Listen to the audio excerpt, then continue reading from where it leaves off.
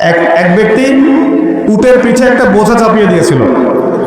ওমর রাদিয়াল্লাহু আনহু যুগের কথা বলছে। উটের পিঠে বোঝা চাপিয়ে দিয়েছে, এই বোঝায় উট চলতে পারছে না, নুয়ে পড়ছে। ওমর রাদিয়াল্লাহু আনহুর হাতে একটা লাঠি ছিল, এই লাঠি দিয়ে সেই ব্যক্তিকে ডেকে তিনি দুটো মাইট দিলেন। দেওয়ার পরে ওই ব্যক্তি বলছে, বিআই যানবিন আমিরুল মুমিনিন, কোন পাপের কারণে আমাকে মারলেন হে আমিরুল মুমিনিন? তিনি বলছেন যে তুমি কি জানো না যে নবী সাল্লাল্লাহু আলাইহি ওয়াসাল্লাম পশু প্রাণীর অধিকার নিয়ে কথা বলেছেন? তোমার পিঠে যদি এই বোঝা চাপাতাম তুমি কি নিতে পারতে? তোমার কি এই পশু বা প্রাণীর প্রতি কোনো দয়া মনোভাব নাই? এর কোনো হক নাই তোমার কাছে? এত সূক্ষ্ম ছিল তার বিচার, এত সূক্ষ্ম ছিল। আপনারা জানেন না, মনে পড়ে না ওই ঘটনা যে মায়ের বাচ্চারা না খেয়ে শুয়ে আছে, কান্নাকাটি করছে। আমিরুল মুমিনিন ছদ্মবেশে রাত্রিবেলা ঘুরে বেড়াতেন। যখন দেখলেন যে শিশু কান্না করছে, জিজ্ঞাসা করলেন কেন কান্না করছে? বলছেন আলজু আমিরুল মুমিনিন, ক্ষুধার কারণে। হাদা ওয়াল্লাহি হাদা বাইনি ওয়া বাইনা ওমর, আল্লাহর কসম করে বলছি এটা ওমর আর আমার মাঝখানের ব্যাপার। এই মহিলা বলছে। ওমর রাদিয়াল্লাহু আনহুর কলিজাটা কেঁপে উঠেছিল। তিনি বলেছেন আল ফারাজুন করিব ফান্তাজিরি, অপেক্ষা করো হে আমার মন, নিশ্চয়ই উদ্ধার নিকটেই। ফারাজুন করিব। তিনি ওখান থেকে চলে গেলেন মদিনায় হেঁটে হেঁটে। সেখানে গিয়ে নিজের পিঠে সে আটা বা ময়দা যেটা বলি আমরা, এগুলোর বস্তা উঠালেন, জব এই টাইপের উঠিয়ে নিজে হেঁটে হেঁটে এই বস্তা কাঁধে বহন করে মহিলার বাসা পর্যন্ত এসে নিজ হাতে তাকে রান্না বান্না করিয়ে বাচ্চাটাকে খাইয়ে দিলেন। তারপর আল্লাহর কাছে ইস্তেগফার করছেন। এই সময় তার পাশে একজন সাহাবী ছিলেন, তার নাম ছিল আসলাম রাদিয়াল্লাহু আনহু। তিনি বলেছিলেন আনা আহমিলু ইয়া আমিরুল মুমিনিন, হে আমিরুল মুমিনিন আমাকে দিন, আমি বোঝাটা বহন করি। তখন ওমর রাদিয়াল্লাহু আনহু যে কথাটা বলেছিলেন, এই একটা কথাই পুরো বিশ্বের পলিটিক্যাল সিস্টেম পরিবর্তন করার জন্য যথেষ্ট। এই একটা শব্দ, এই একটা কথা। সেটা কি? তিনি বলছেন হাল তাহমিলু উযরি ইয়াউমাল কিয়ামাহ, তুমি আজকে আমার এই আটার বস্তা বহন করতে চাচ্ছ আসলাম, কালকে আমাদের মাঠে গিয়ে তুমি আমার পাপের বোঝা বহন করবে? হাল তাহমিলু উযরি ইয়াউমাল কিয়ামাহ, তুমি কি কিয়ামতের মাঠে আমার পাপের বোঝা বহন করবে, আমার দায়িত্ব বহন করবে? আমি যে আমিরুল মুমিনিন, আমাকে আল্লাহ পাক বিশাল দায়িত্ব দিয়েছেন, যখন হিসেব নেবেন তুমি কি আমার পাপের হিসেব নেবে? এই একটা সেন্টেন্স যদি প্রত্যেক পলিটিশিয়ানের কলিজার মধ্যে ঢুকে যেতে পারে, সোনার বাংলা ইসলামিক খেলাফত কায়েম হয়ে যাবে। সিস্টেম কোথায়? ওমর রাদিয়াল্লাহু আনহু। আর এই বিশ্ব চলছে কিভাবে? এখন বেশি বললেও সমস্যা, বেশি বলাও যাবে না। আধ্যাত্মিকভাবে এই জন্যে আল্লাহর কাছে তওবা করে ফিরে আসার দাওয়াত তো দেওয়া যাবে নাকি?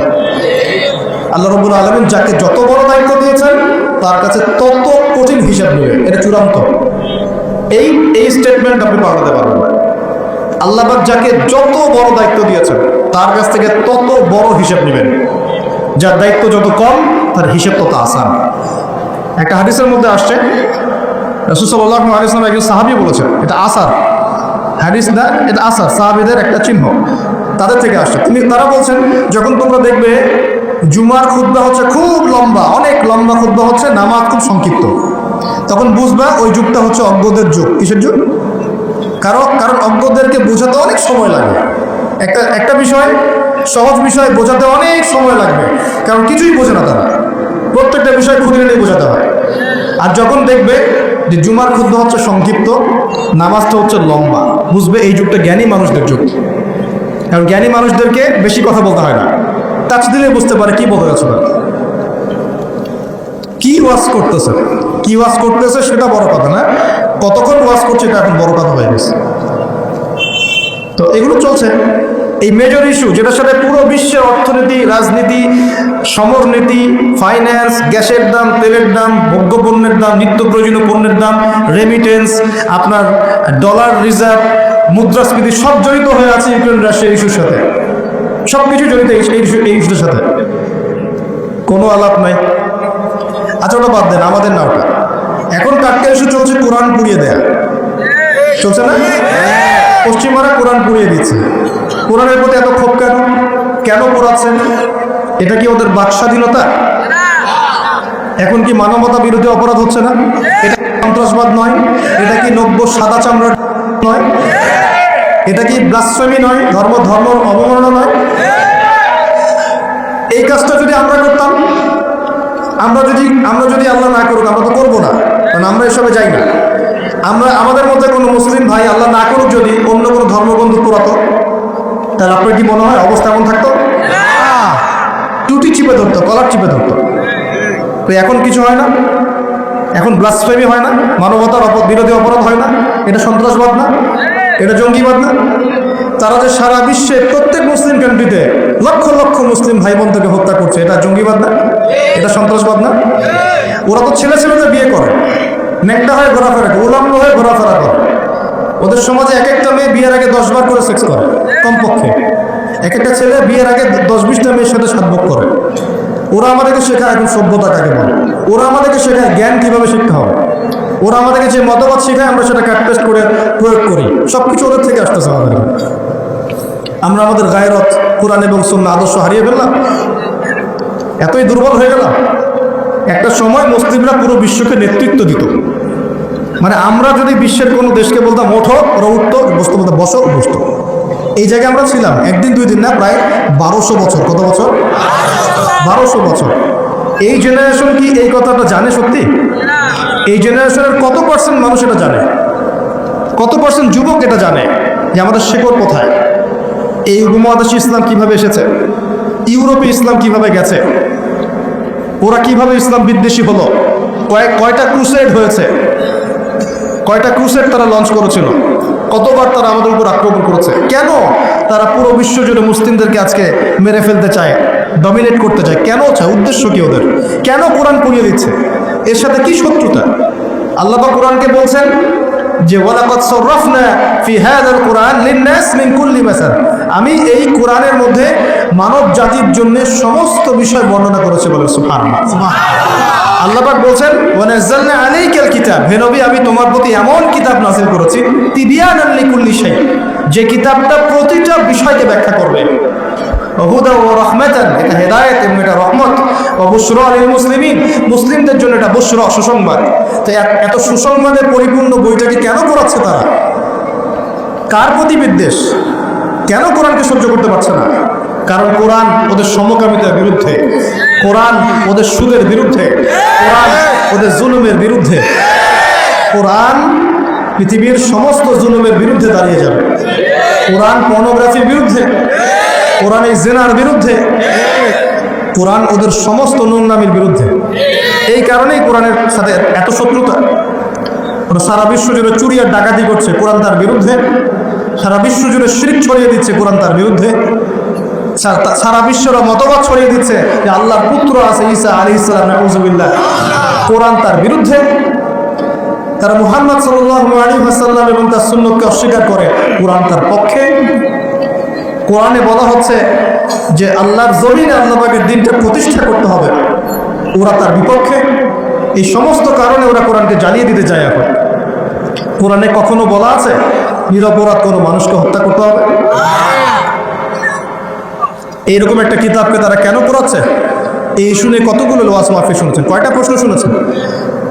সমস্যা আমাদের মধ্যেও, সমস্যা আপনাদের মধ্যেও, সমস্যা অডিয়েন্সের মধ্যেও, সমস্যা যে স্পিচ দিচ্ছে তার মধ্যেও। আমরা কেউই পারফেক্ট না। আমরা সবাই আমাদের জায়গা থেকে খেয়ানত করছি, আমরা সবাই যার যার জায়গা থেকে আমাদের খেয়ানত করছি। এটা আমরা সবাই যার যার জায়গা থেকে আমানতদার হতাম, আজকে ইসলামের অবস্থা এমন হতো না।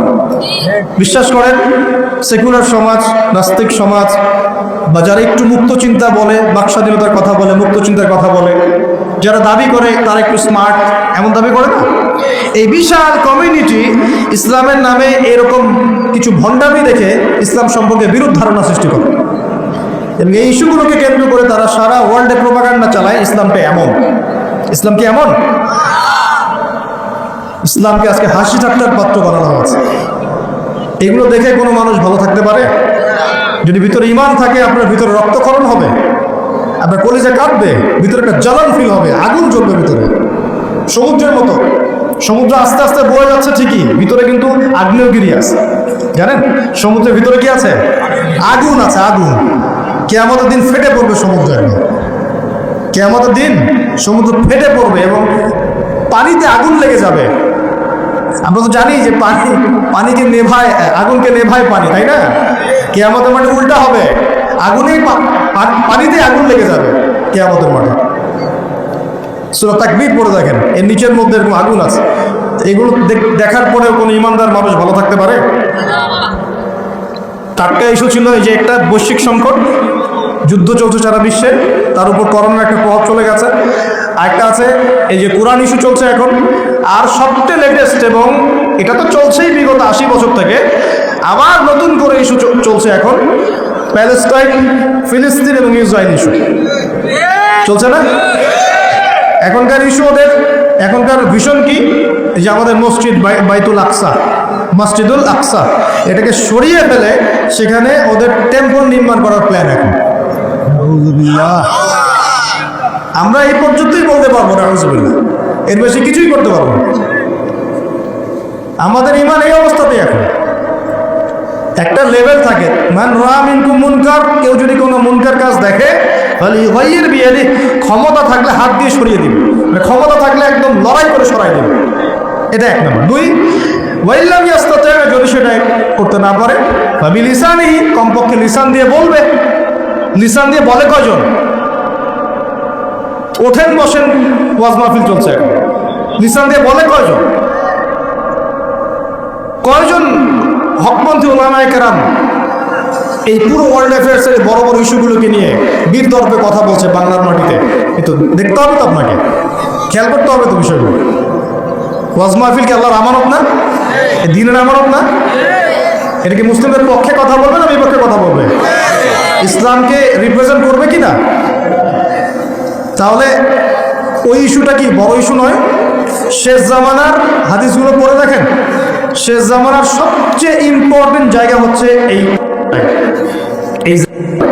এই জেরুজালেম থেকেই শেষ জামানার সবচেয়ে বড় বড় ঘটনাগুলো ঘটবে। ওইখানেই দেখবেন লড়াই হচ্ছে, দাজ্জালকে মেরেও ফেলা হবে ওইখানে। ওই জায়গাগুলোতেই ঈসা আলাইহিস সালাম আসবেন, ওখানে ইমাম মাহদী, সবই ওখানে। শেষ জামানার বড় বড় ক্যারেক্টার সব ওখানে, সবই ওখানে। এমনকি যে বাহিনীর কথা বলা হয়েছে শেষ জামানায়, একটা বাহিনী, আল্লাহর সেনাবাহিনী, লড়তে লড়তে লড়তে লড়তে ওই জেরুজালেম পর্যন্ত চলে যাবে। পৃথিবীর কোনো শক্তি ওদেরকে দমন করতে পারবে না। এটাও হাদিস আসছে। এমনকি এমনও হাদিস আসছে যে লাতুকাতিলুন্না, তোমরা ইহুদদের সাথে যুদ্ধ করবে, নবীজি বলেছেন। এমনকি কোনো যদি, ওদের কোনো যোদ্ধা যদি এই পাথরের বা গাছের পিছনে গিয়ে লুকায়, এই গাছ এবং পাথর কথা বলা শুরু করবে, যে কোনো আলেমকে জিজ্ঞাসা করে হাদিসটা বলে দিবে, গাছ এবং পাথর কথা বলা শুরু করবে, ইয়া মুসলিম, হে মুসলিম, হে মুসলিম সৈন্য, ইন্না ওয়ারা'আল ইয়াহুদ তাআল ফাকতুলহু, আমার পিছনে একজন লুকিয়ে আছে, আসো ওকে হত্যা করে যাও। গাছ এবং পাথর কথা বলবে। গাছ পাথর কেন কথা বলবে? কারণ আল্লাহ পাকের জড়বস্তু দীর্ঘদিন ধরে এদের জুলুম দেখতে দেখতে অতিষ্ঠ হয়ে যাবে। ওয়ার্ল্ডের যে বড় বড় ইস্যু, তার মধ্যে এটা একটা ইস্যু ছিল, এখন চলছে। এখন ওরা কি বলেছে জানেন? ওদের গভর্নমেন্ট কি বলেছে? তার আগে বলি, ওই জায়গাটাকে মুসলিমদের না অমুসলিমদের? ওই জায়গাটা কাদের? উমর রাদিয়াল্লাহু আনহু ওই জায়গা বিজয় করেন নাই? সালাহউদ্দিন আইয়ুবী রাহিমাহুল্লাহ বিজয় করেন নাই? ওই জায়গায় মুসলিমরা প্রায় 1200-1300 বছর থেকে ছিল না? ওইখানে আমাদের বাড়িঘর থেকে মুসলিমদেরকে দূর দূর করে তাড়িয়ে দেওয়া হচ্ছে কেন? আর কারা তাড়িয়ে দিচ্ছে? কাদের ক্ষমতায়? এই বিষয়গুলো নিয়ে ভাবতে হবে না? পড়াশোনা করতে হবে না? প্রথম বিশ্বযুদ্ধের আগ পর্যন্ত ওই জায়গাটা আমাদেরই ছিল। প্রথম বিশ্বযুদ্ধ হয়েছে 1914 থেকে 18 সালের মধ্যে। 1914 থেকে 18, এই যে এখন চলছে কত, 2023, এই যে 100 বছর হয়ে গেল। এই প্রথম বিশ্বযুদ্ধের সময় ব্রিটেন, নাম শুনে না? ব্রিটিশরা এই যে আমাদের সাবকন্টিনেন্টে 200 বছর শাসন করেছিল। ইতিহাস পড়েন নাই? ইতিহাস পড়বেন কি? এখন তো ওই নীল বিদ্রোহের ইতিহাস নাই, হাজী শরীয়তুল্লাহর নামই নাই, তিতুমিরের নামও নাই, ফরাইজি আন্দোলনের নামই নাই। ইতিহাস পড়বে কি আমাদের বাচ্চারা? নিজে একা একা ফিতনা থেকে বেঁচে থাকা যাবে না। ফিতনা থেকে বেঁচে থাকা যাবে না, দলিল কোরআনেই আছে, ওয়াত্তাকু ফিতনা, ওয়াত্তাকু ফিতনাতান লা তুসিবান্নাল্লাযীনা যালামু মিনকুম খাসসা। আল্লাহ বলছেন তোমরা সেই ফিতনা থেকে বেঁচে থাকো। আল্লাহর কথা শোনেন, আল্লাহ পাক বলছেন তোমরা সেই ফিতনা থেকে বেঁচে থাকো যে ফিতনা শুধু জালেমদের উপর খাস করে আসবে না, মানে সবার উপরেই আসবে। বলেন তো, সুদের ফিতনা সবার উপরে আসে নাই? আসে নাই? এই যে এক সময় ঘুষটা খুব অপরাধ মনে করা হতো, যে ঘুষ ছি, মানুষ দেখলে কি, জানলে কি বলবো। আস্তে আস্তে আস্তে আস্তে ইউজ টু হয়ে গেলাম, এখন স্বাভাবিক হয়ে যাচ্ছে দিন দিন। হ্যাঁ, নেওয়াই লাগে। এখন ফতোয়া জিজ্ঞাসা করতেছে যে আমার যোগ্যতা ছিল আর এক ভাইয়ের যোগ্যতা ছিল না, তো এখন যদি আমি আমার যোগ্যতা বলে চাকরিটা পাওয়ার জন্য একটু ঘুষ দেই, জায়েজ হবে কি না? তখন আমার ফতোয়া দিচ্ছে হ্যাঁ জায়েজ হতে পারে। এই জায়গায় চলে আসছি আমরা, এখন ইউজ টু হয়ে গেছে। আগে একটা ছিল যে ধর্ষণ, অল্প কিছু হলে মানুষের মধ্যে একটা এগ্রেশন কাজ করতো, মানুষ বিচার চাইতো, মানুষ আন্দোলন করতো, অনেক কিছু করতো। আস্তে আস্তে ইউজ টু, হ্যাঁ হয়, দেশে 10-20টা হয় প্রতিদিন। আগে ছিল একজন ব্যক্তি যদি চুরি করতো, খুব চক্ষু লজ্জা, চুরি করেছে কেউ জানলে কি হয়ে যাবে। এখন কোনো সমস্যা নাই, সবাই তো করতেইছে, সবাই তো চুরি চামারি করে, আমি করলে কি সমস্যা। আগে ব্যবসা করতো মানুষ, মাপে কম দিলে একটু চক্ষু লজ্জা কাজ করতো, যে কেউ দেখে ফেললে, জেনে ফেললে কি হবে না হবে। এখন সবাই করে, আমিও করি, মানে যে সবাই করে আমিও করে, আস্তে আস্তে সব ইউজ টু করে ফেলা হয়েছে।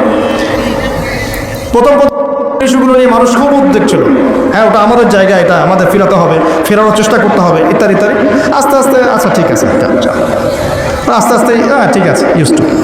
ওদেরই তো, ওরা শক্তিশালী, আমরা দুর্বল, এরকম হয়ে গেছে।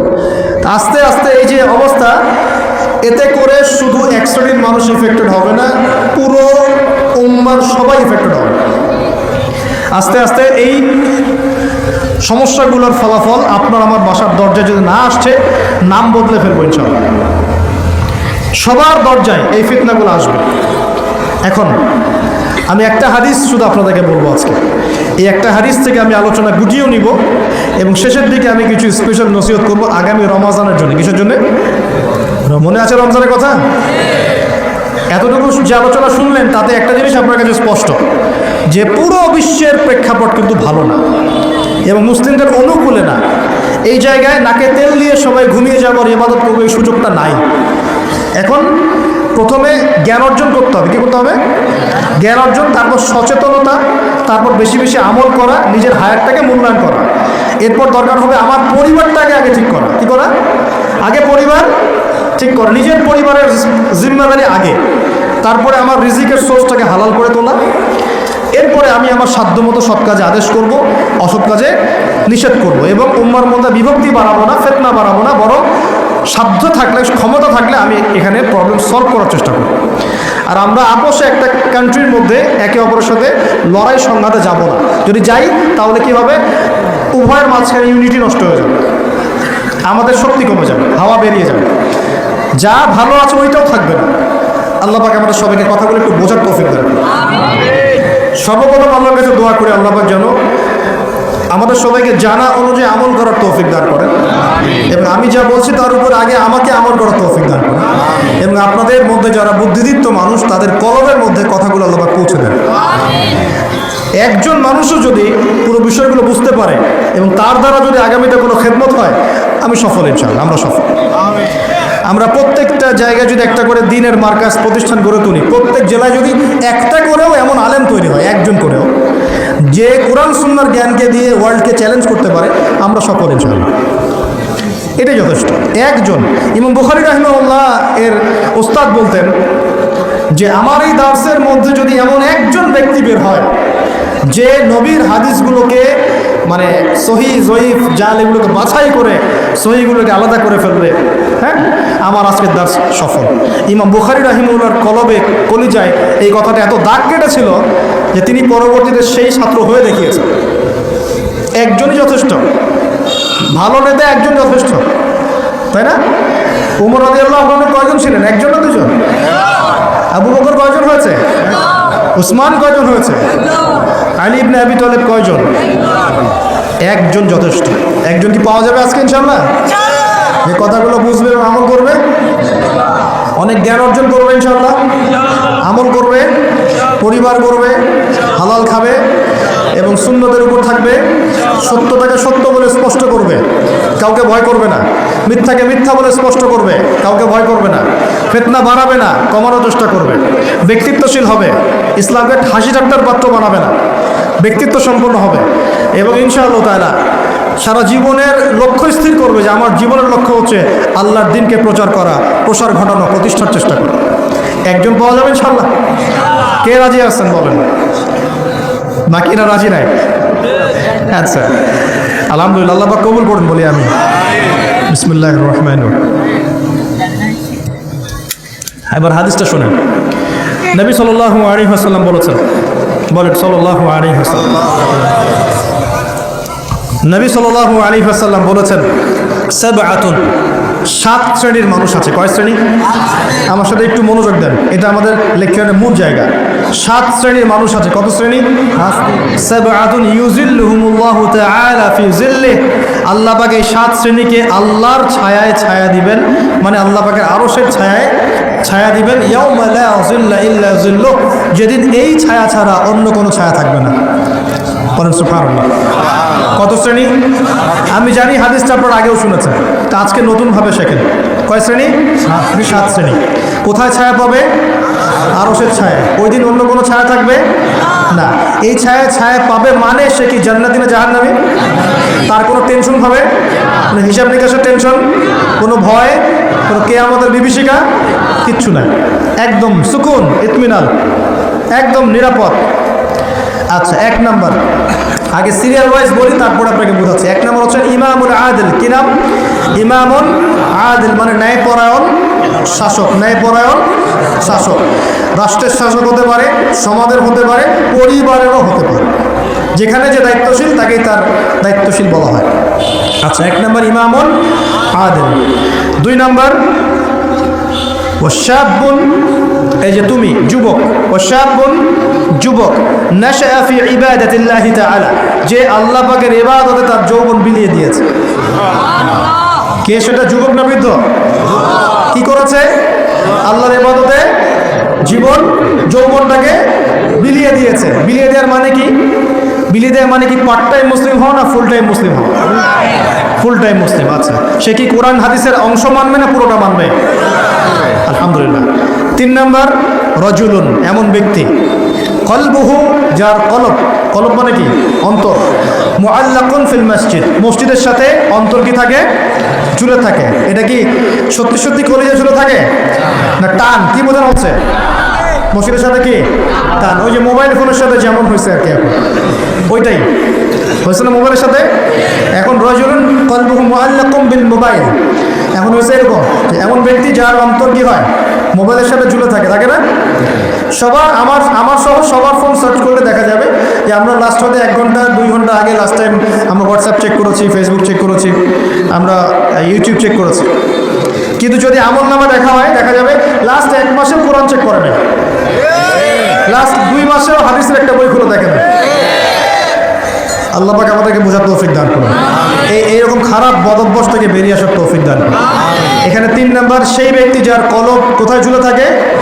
মসজিদে, মানে মসজিদের সাথে টান, জামাতে নামাজ পড়ার ব্যাপারে আগ্রহ থাকে। 4 রজুলান, 2 ব্যক্তি। কয় ব্যক্তি? রজুলানে তাহাব্বানি ফিল্লাহ ইজতামা আলাইহি ওয়া তাফাররাকা আলাইহি, 2 ব্যক্তি যারা আল্লাহর জন্য পরস্পরকে ভালোবাসে, একত্রিত হয় আল্লাহর জন্যে, বিচ্ছেদ হয় কার জন্যে? আল্লাহর জন্য। আচ্ছা, বুঝাচ্ছি একটু পরে, সেটা বলে নেই। 5 নাম্বার কে? ওয়ারজুলুন, আরেকজন ব্যক্তি, দাত হয়ে মুরাআতান, যে ব্যক্তিকে কোনো মহিলা ডাকলো। এখানে ডাকলো মানে আসলে জেনার জন্য কি করলো? ডাকলো। দাত হয়ে মুরাআতান যাত মানসাবিন ওয়া জামাল, যে মহিলার সৌন্দর্য আছে, খুবই সুন্দরী এবং উচ্চ বংশের কোনো মহিলা বা মেয়ে ডেকেছে জেনা করার জন্য একজন ব্যক্তিকে। সে বলছে ইন্নী আখাফুল্লাহ, আমি আল্লাহকে ভয় করি। এ হলো, এ কিন্তু যুবক হতে পারে, যুবকদেরকে এরকম বেশি প্রলোভিত করা হয়। 6 রজুলুন, আরেকজন ব্যক্তি, তাসাদ্দাকা বিসাদাকাতি, সে সদকা করেছে। কি করেছে? সদকা, দান সদকা করেছে। হাত্তা লা তা'লামা শিমালুহু মা তুনফিকু ইয়ামিনু, এমনকি তার বাম হাত জানে না ডান হাত কি দান করেছে। ঠিক আছে, এত গোপনে সে দান করে যে তার বাম হাত জানে না ডান হাত কি দান করেছে। আর 7 নাম্বার রজুলুন যাকারাল্লাহ খালিয়ান, যে ব্যক্তি আল্লাহকে ডাকে, খালিয়ান মানে গোপনে, নীরবে, নিভৃতে, একাকী আল্লাহকে ডাকে। ফায়াদাত আইনাহু, তার চোখ দিয়ে টকটক করে পানি পড়তে থাকে। কয় শ্রেণী? 7 শ্রেণী। এবার বোঝেন, এটা বোঝার আগে একটু আকাশের দিকে তাকাবেন আজকে বাসায় গিয়ে, বা যেদিন আকাশে ভরপুর তারা উঠবে সেদিন দেখবেন। আকাশে তারা দেখেছেন কখনো? এখন তো সময় নেই এগুলো, মানুষ ব্যস্ত, আকাশের তারা দেখার সময় নেই। আল্লাহ পাক সূরা মুলক পড়তে বলছেন রাত্রেবেলা, তাই না? সূরা মুলক পড়তে বলছেন কখন? রাতের বেলা পড়লে কবরের আযাব থেকে বেঁচে থাকবে ইনশাআল্লাহ। আর ওই সূরাতেই দেখবেন প্রথম পৃষ্ঠাতেই আছে এই মহাকাশ তারকার কথা। আল্লাহ বলছেন তারা দেখো, তারা দেখো, তারার দিকে তাকাও, আল্লাহ সৃষ্টির দিকে তাকাও, দেখো যে তোমাদের এই আল্লাহর সৃষ্টির মধ্যে তোমরা কোনো খুঁত বের করতে পারো কিনা, দেখো, তাকাই দেখো, বারবার দৃষ্টি ফিরাও, তোমার দৃষ্টি ব্যর্থ হয়ে ফিরে আসবে। সুবহানাল্লাহ। রাতে সূরা মুলক পড়তে বলেছেন, আর তারা কখন উঠে? আর সেই তারার কথা এই সূরাতেই আছে। মেলাতে পারছেন? সুবহানাল্লাহ। চিন্তা করেছেন? এখন এখান থেকে হাদিসে আসতেছে, আকাশের তারাগুলো দেখবেন, দেখে মনে হবে যে হয়তো বিক্ষিপ্ত হয়ে আছে, আসলে বিক্ষিপ্ত না। প্রত্যেকটা তারার সাথে প্রত্যেকটা তারার একটা গাণিতিক মিল আছে, একটা জ্যামিতিক মিল আছে। তোমরা কি জ্যামিতি পড়ছো না? ত্রিকোণমিতি, পরিমিতি এগুলো পড়ছো না? দেখবা তারা থেকে তারা তুমি চমৎকার কিছু শেপ এবং ম্যাথামেটিক্যাল ফাংশন বের করতে পারো। দূরত্ব, ডিস্টেন্স, এক তারা থেকে আরেক তারার ডিস্টেন্স, ওই থেকে আরেকটা ডিস্টেন্স, আরেকটা থেকে আরেকটা ডিস্টেন্স, সেম পাবা, সমান পাবা, চোখ দিয়ে দেখতে পারবা। তুমি ছোট পরিসরও দেখতে পারবা যে তারাগুলোর মধ্যে একটা গাণিতিক মিল আছে। আর চোখটাকে যদি বড় করো, আকাশটাকে আরো বড় করো, দেখবো বড় পরিসরও দেখতে পারবা। ঠিক যেমন কোরআনের সূরাগুলো এবং হাদিসগুলোকে যদি এবং কোরআনের সূরাগুলোকে, আয়াতগুলোকে যদি এভাবে তারার মতো করে মেলানো যায়, একটার সাথে আরেকটা, হেদায়েত খুঁজে পাওয়া যায়। কি পাওয়া যায়? ঠিক একইভাবে হাদিসগুলোকে যদি একটার সাথে একটা মেলানো হয়, তখন একটা সুন্দর হেদায়েত বের হয়ে আসে। একটা এক্সাম্পল দিলে বুঝতে পারবো। ইসলাম, আল্লাহ পাক বলছেন সূরা মাইদার 3 নম্বর আয়াতে ইসলামকে পরিপূর্ণ করেছে। কি করেছি? ইসলামকে পরিপূর্ণ করেছে। আবার আল্লাহ পাক বলছেন সূরা আলে ইমরানে গিয়ে, এই পরিপূর্ণ দিন বাদ দিয়ে কি তোমরা অন্য কোনো দিন তালাশ করছো? আবার আল্লাহ পাক সূরা আলে ইমরানের শুরুর দিকে নিয়ে গিয়ে বলছেন এই পরিপূর্ণ দিনই আল্লাহর কাছে একমাত্র দিন। মানে একটার সাথে একটা মেলাবেন, আপনি ডটগুলো মেলালেই আপনি একটা রেজাল্ট পাবেন। আর যে কোনো মাসালায়, যে কোনো বিষয়।